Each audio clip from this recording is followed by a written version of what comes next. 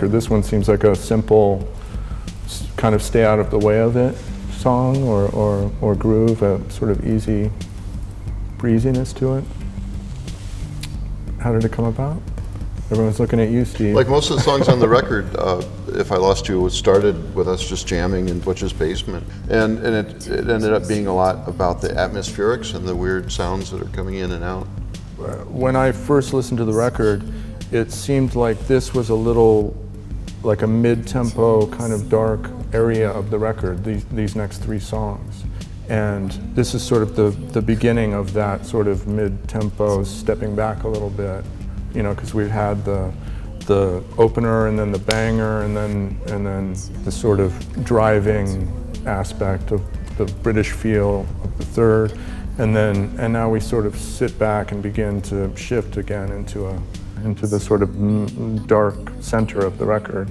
Well, I think of it as a pause, funnily enough, in a way, because the first three tracks are kind of intense, all in different ways.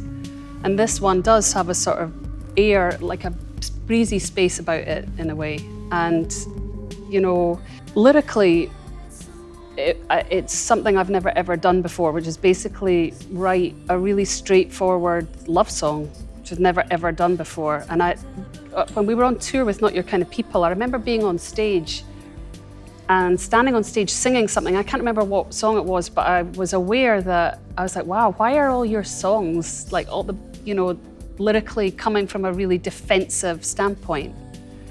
And what's wrong with you? So coming into this record, I was determined in some way, at some point, if I had the chance, to be vulnerable, be raw, and because to me, when you're in romantic love, that's when you're at your most vulnerable, you're most naked.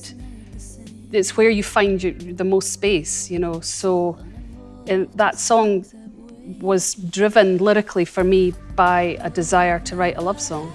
We never would have done that on an earlier album, probably. So that's one reason I really like it. So it's new territory feeling. And when we mixed If I Lost You, it again was slightly deconstructed like some of the other songs. So it was very much like the very first version that we did.